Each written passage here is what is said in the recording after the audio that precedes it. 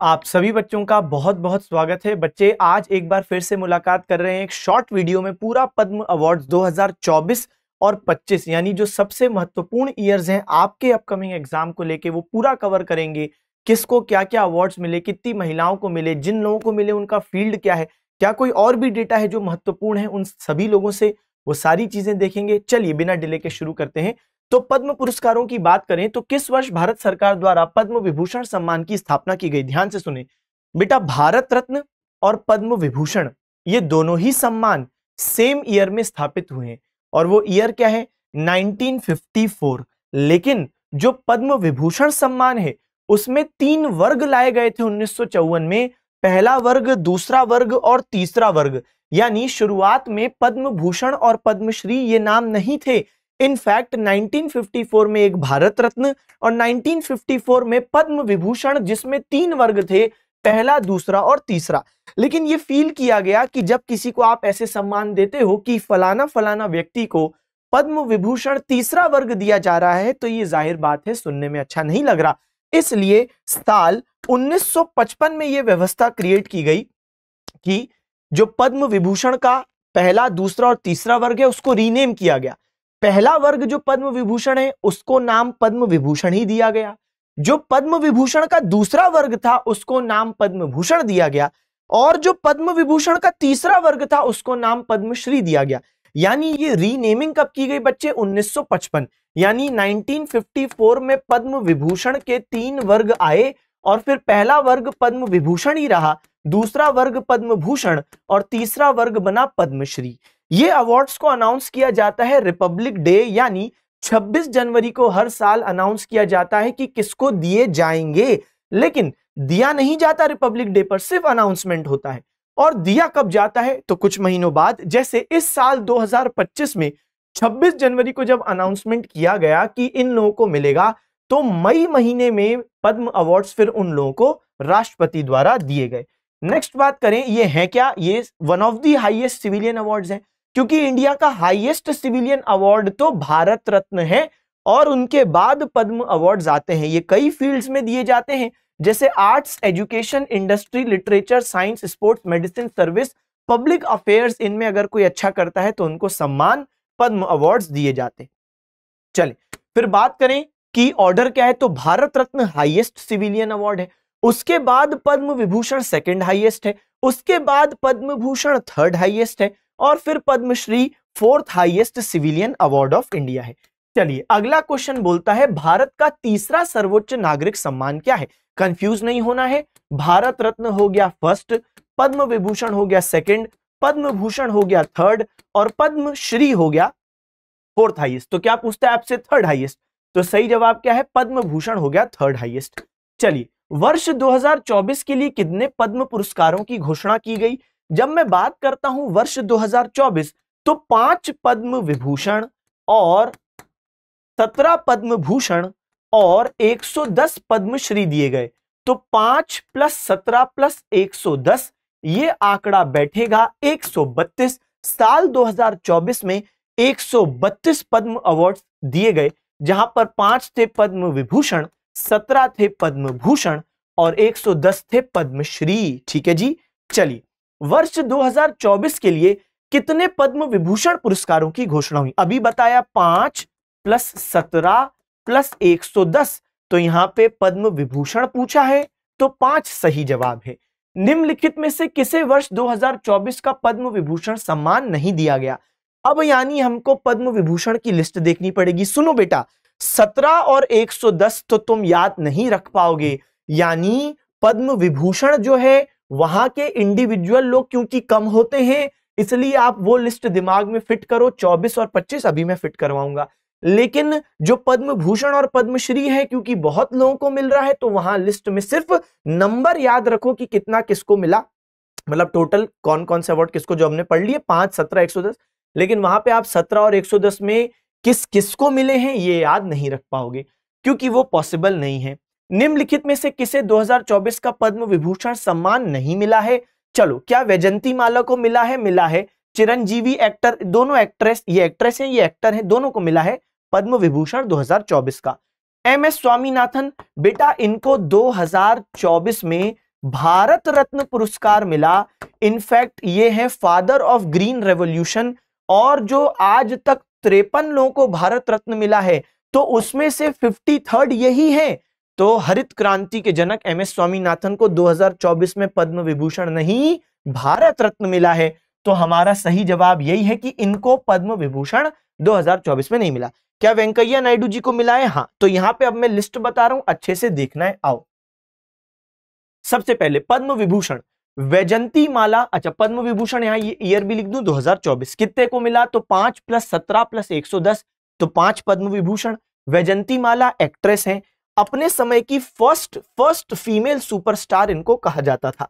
Next बात करें कोनिडेला चिरंजीवी साहब, साउथ इंडियन एक्टर हैं, पिक्चरें देखी होगी शायद, इंदिरा द टाइगर, तो साउथ इंडियन मूवीज में काम करते हैं। नेक्स्ट बात करें वेंकैया नायडू, 2017 से 2022 के बीच में भारत के उपराष्ट्रपति वाइस प्रेसिडेंट रहे, जगदीप धनखड़ साहब के वाइस प्रेसिडेंट बनने से पहले। तो जगदीप धनखड़ 2022 में बने, ये 17 से 22 एम वेंकैया नायडू। सुनो, बिंदेश्वर पाठक, ये वही है बच्चे, आपने कभी सुना हो सुलभ शौचालय। सुलभ शौचालय ऑपरेट करती है जो कंपनी, उसका नाम है सुलभ इंटरनेशनल, जो कि एक एनजीओ है जो कि बिंदेश्वर पाठक साहब ने स्थापित की थी। तो बिंदेश्वर पाठक साहब ये बहुत बड़े एनवायरमेंटल सैनिटेशन में विश्वास रखने वाले व्यक्ति थे, और इन्होंने इंडिया में सैनिटेशन क्लीनलीनेस पे कितना अच्छा कदम उठाया कि इनके एनजीओ ने देश में कई जगह सुलभ शौचालय बनवाए। नंबर 1, इनकी अभी मृत्यु हो चुकी है, 2023 में हुई थी, इसलिए इनका जो सम्मान है वो पॉस्थ्यूमस है, मरणोपरांत है। ठीक है जी। अच्छा, तो ये हो गए सोशल वर्क से संबंधित। वेंकैया नायडू पब्लिक अफेयर्स, चिरंजीवी 8, वैजंती माला 8। हो सकता है आपसे ये भी पूछ ले फील्ड कौन सा है, तो एक्टर एक्ट्रेस हैं तो 8। वेंकैया नायडू पब्लिक अफेयर्स कर लोगे, बिंदेश्वर पाठक सोशल वर्क कर लोगे। पद्म सुब्रमण्यम ये भरतनाट्यम डांसर हैं, और अब सोचो जिनके नाम में आया है पद्मा, तो उनको तो पद्म सम्मान देना ही था, तो पद्म विभूषण सम्मान मिला है भरतनाट्यम नृत्य के लिए। 2024 के पद्म विभूषण से सम्मानित पद्म सुब्रमण्यम किस नृत्य से संबंधित हैं? भरतनाट्यम से संबंधित हैं। 2024 के पद्म विभूषण से सम्मानित बिंदेश्वर पाठक किस क्षेत्र से संबंधित हैं? सोशल सर्विस से संबंधित हैं, सुलभ इंटरनेशनल। अब आ जाओ बच्चे पद्म सम्मान 2025 पे।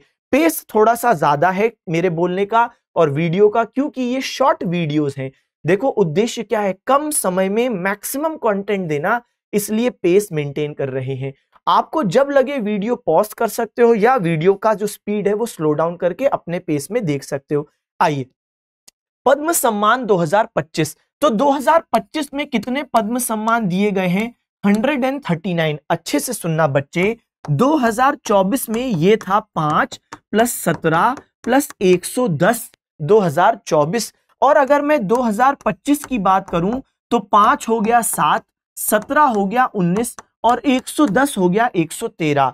यानी कि 2025 में पद्म विभूषण सम्मान भी ज्यादा दिए गए, भूषण भी ज्यादा दिए गए और पद्मश्री भी ज्यादा दिए गए। टोटल यहां पे हुआ 132, टोटल यहां पर हुआ 139।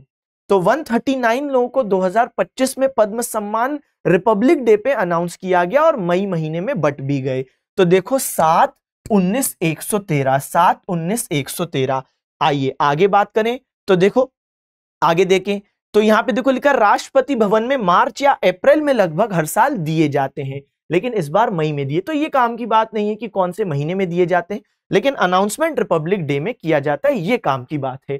अब देखते हैं कि पद्म विभूषण किसको मिला, क्योंकि आपको मालूम है कि पद्म भूषण 19 और पद्मश्री 113 वो आप याद नहीं रख सकते, लेकिन पद्म विभूषण इंपॉर्टेंट है। 7 लोगों को मिला है, पिछली बार 24 में 5 थे, हमने देख लिए। 7 में देखें कौन है, दुव्वूर नागेश्वर रेड्डी। अभी जो दुव्वूर नागेश्वर रेड्डी हैं, ये पहले इंडियन डॉक्टर हैं जिनको तीनों पद्म सम्मान मिल चुके हैं। यानी अभी तो हम देख रहे हैं कि इनको पद्म विभूषण मिला, लेकिन इनको इससे पहले पद्मश्री और पद्म भूषण ऑलरेडी मिल चुका है। अब आप सोचो बच्चे, तो जिस व्यक्ति को पद्मश्री, पद्म भूषण और अब पद्म विभूषण भी मिल चुका है, पहले इंडियन डॉक्टर जिनको तीनों सम्मान मिले, ये कितने इंपॉर्टेंट हो जाते हैं एग्जाम के लिए। क्यों मिला है?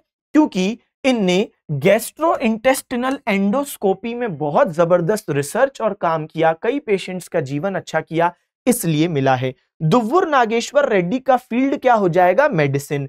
अगला जगदीश सिंह खेहर। जो जगदीश सिंह खेहर साहब हैं वो भारत के पूर्व चीफ जस्टिस ऑफ इंडिया रह चुके हैं। कौन से? 44th 44वें चीफ जस्टिस ऑफ इंडिया। अभी जो चीफ जस्टिस हैं वो 52nd चीफ जस्टिस हैं जिनका नाम है भूषण राम कृष्ण गवई।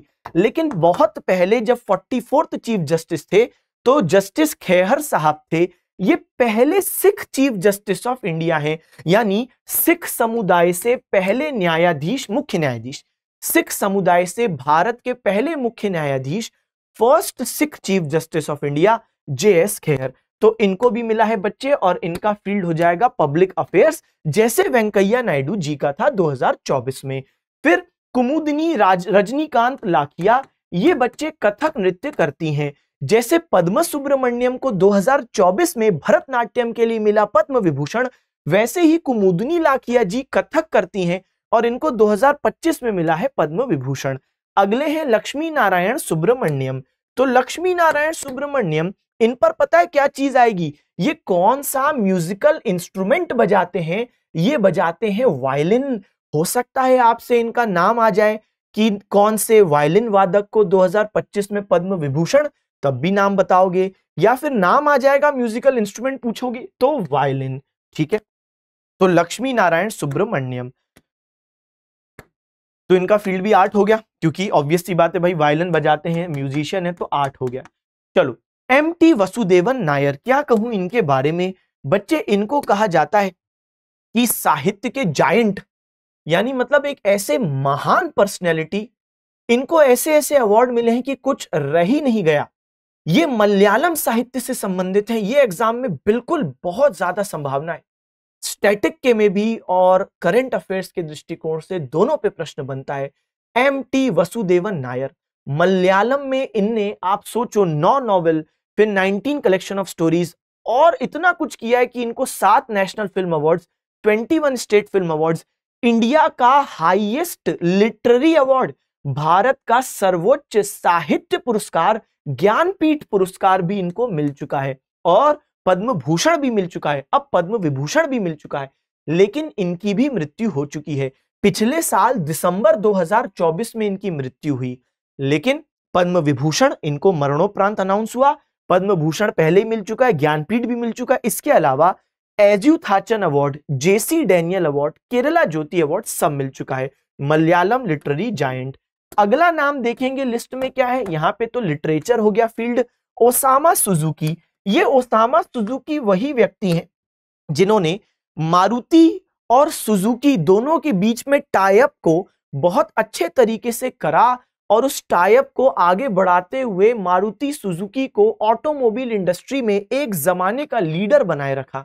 और फिर इंडिया में ऑटोमोबाइल इंडस्ट्री बड़े स्तर पर सेटअप होने, उसको ग्रोथ दिलवाने, इन्वेस्टमेंट्स लगाने में ओसामा सुजुकी का बहुत नाम था और इसलिए इनको भी बच्चे दिया गया है इस वर्ष का 2025 का पद्म विभूषण। ट्रेड और इंडस्ट्री से जुड़े हैं लेकिन मृत्यु हो चुकी है।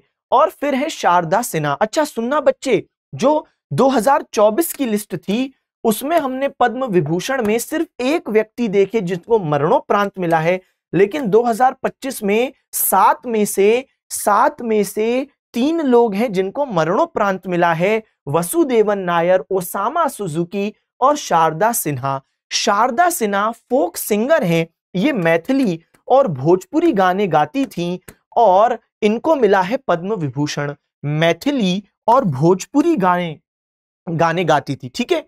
अच्छा, इनके सॉन्ग्स आज भी छठ पूजा में बड़े स्तर पर सुनाई देते हैं और इनको भाई बिहार कोकिला भी कहा जाता है। तो बिहार कोकिला शारदा सिन्हा जी को कह रहे हैं और मैथिली और भोजपुरी लोक गायक हो गई। ठीक है सर, ये भी बात हमको पता चल गई, सारे लोग कवर कर लिए सर।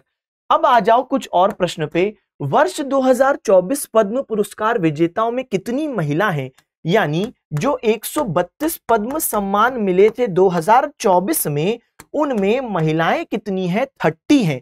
मरणोपरांत पद्म विभूषण कितने को मिला? एक को मिला, बिंदेश्वर पाठक। अब 2025 पद्म पुरस्कार विजेताओं में कितनी महिला विजेता हैं? तो 2025 में महिलाओं का आंकड़ा कम हो गया, जबकि ओवरऑल पद्म सम्मान तो बड़े हैं, लेकिन महिलाओं का आंकड़ा जो 2024 में 30 था वो 2025 में 23 महिलाओं तक सिमट गया। और कितने लोगों को मरणोपरांत मिला है पद्म विभूषण? 2025 में 3 लोगों को मरणोपरांत पद्म विभूषण मिला है। MT. Vasudevan Nair, Osama Suzuki और शारदा सिन्हा। आइए आगे, 2024 पद्म पुरस्कार घोषणा में कितने मरणोपरांत शामिल हैं? अब कंफ्यूज मत होना। अब तुम सोच रहे हो कि हम जवाब एक दे दें। बेटा, मैंने आपको ये बोला कि 2024 में जो पद्म विभूषण मिले हैं 5, उनमें से मरणोपरांत कितना है? 1, बिंदेश्वर पाठक। लेकिन यहां क्या तुमसे पद्म विभूषण में मरणोपरांत पूछ रहा है? नहीं, वो कह रहा है 2024 में जितने पद्म सम्मान मिले हैं उनमें मरणोपरांत बताओ। यानी 132 में से कितने मरणोपरांत? यहां पे पद्म विभूषण 5 है, बात समझो, 5 में से 1। लेकिन जो पद्म भूषण और पद्मश्री मिले हैं उनमें से भी तो कुछ लोग मरणोपरांत हैं। तो टोटल कितने मरणोपरांत हैं? 9 मरणोपरांत हैं। समझे क्या बात? तो 2024 में टोटल 132 जो अवार्ड है उनमें 9 लोग मरणोपरांत हैं।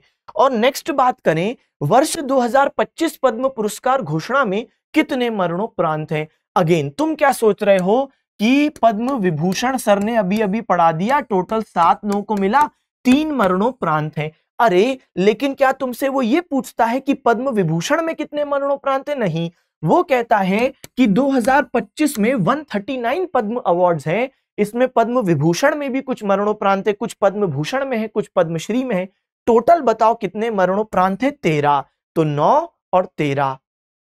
समझ गए? समझ गए सर।